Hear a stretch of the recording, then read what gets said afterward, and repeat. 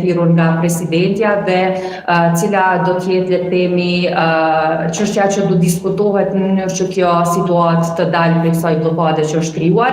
Por unë megjithatë prapë mendoj që përpara se partitë politike të shkojnë në një takim me presidenten, kjo situatë do të mund të ishte tejkaluar nëse do të kishte pasur, le të themi, dëshirë ose vullnet të sinqertë prej anës së partive politike që e njëjta të tejkalohej brenda ambienteve të kuvendit të Kosovës, duke pasur konsultime me njëra tjetrën, sepse po besoj që jemi duke u mbajtur pa nevojë në një bllokadë të tillë për të 15 herë radhazi për devisuar një çështje e tillë do të mund kishte. Zonë Arbresh, më herët ishim me kryetarin e PES dhe nën kryetarin e Lidhjes Demokratike të Kosovës, zotin Gazmagji. Nuk e di nëse e pat komunikimin me të.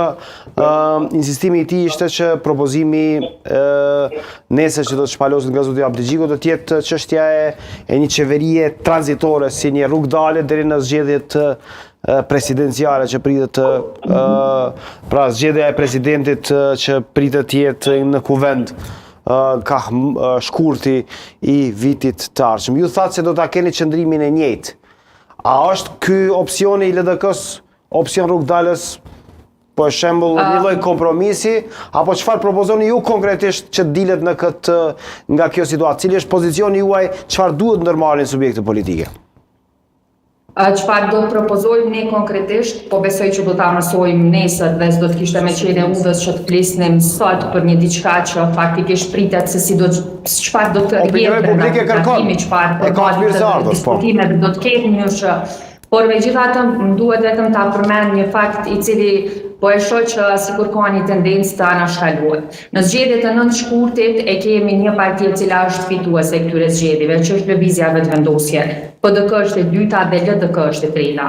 Nëse i bëjmë bashkë deputetët e PDK-s dhe LDK-s, nuk kanë deputet ka ka vetëvendosjeve. Pra është një fakt cilin pavarësisht që po tentohet ta deformojnë, ky është një fakt, ky është një realitet dhe situata është e tillë. Pra po flasim për Lëvizjen Vetëvendosje që i ka 48 mandate në kuvend, ndërkohë për partinë e dytë dhe të tretën që nuk i kanë 48-eve nëse bëhen bashkë. Dhe tash e kemi partinë e tretë, zonja Arbresh, as kjo s'po del boll.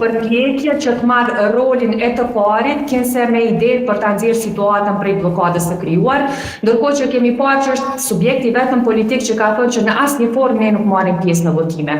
Prandaj unë mendoj që zgjidhja e LDK-s është propozimi i LDK-s është zgjidhje për dalë prej kësaj situate, sepse ne nuk mund të shmangemi këtij faktit, pra të rezultateve që kanë dalë prej zgjedhjeve të 9 shkurtit. Edhe unë sinqerisht do të kisha kërkuar prej LDK-s dhe përfaqësuesve të saj që ta pranojnë realitetin dhe ta kuptojnë që janë të tretët me radhë, nuk janë të parët, dhe nuk është në dorën e tyre që ta luajnë një rol të tillë, të mundohen të japin propozime të tilla, të cilat neve na kthejnë brava në kohë, e cilat në njëjtën kohë besoj që japin një goditje të madhe edhe demokracisë në Kosovë, e cila është ndërtuar fal le të themi punës së madhe të institucioneve. Zonë Arbresh, propozimi i kryetarit Muhaxheri ishte ju si keni numrat.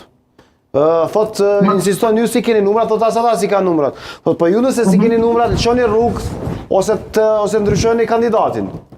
Atëherë si do t'i bëjnë numrat ata nëse lëshojmë një rrugë, se duhet ne të lëshojmë. Po mundësinë atyre, jepja mundësinë edhe ata të dalin se si kanë numrat. Nuk është dorëzohesh përpara një vullneti të qytetarëve. Pra ky është vullneti i qytetarëve. Qytetarët kanë dashur që radhitja e partive politike të jetë kështu dhe qytetarët kanë dashur që vetëvendosja të jetë e para, e LDK të jetë e treta, tash pse LDK-s po i konvenoj ka që ne të lëshojmë në rrugë dhe ata të ecin përpara me këtë propozimin e tyre, sigurisht që nuk do ta bëjnë një gjë të tillë. Po LDK-s po thotë të lëshojnë në rrugë, vetëm Zonë Arbresh nuk po thotë LDK të lëshoni rrugë LDK-s, ata tretë janë. Thotë lëshoni rrugë dyve, të dytit, PDK-s. Po të lëshojmë ata nëse mund ta bëjnë.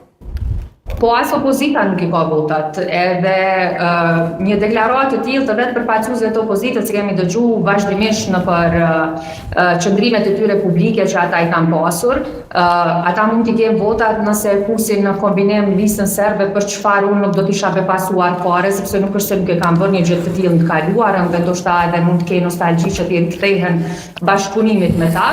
Por ama unë e di që në çfarë lloj formati, Lëvizja Vetëvendosje do të bëjë të pamundurën që ta formojë qeverinë kurti 3, sepse asesi nuk mund lejohet që të rikthehet një kombinim i tillë qeverisjesh të së kaluarës për cilën lloj të qeverisjes e dimi se çfarë dëmi ka sjell Kosovës. Prandaj kjo ka qenë arsyeja pse kemi kërkuar që në vazhdimsi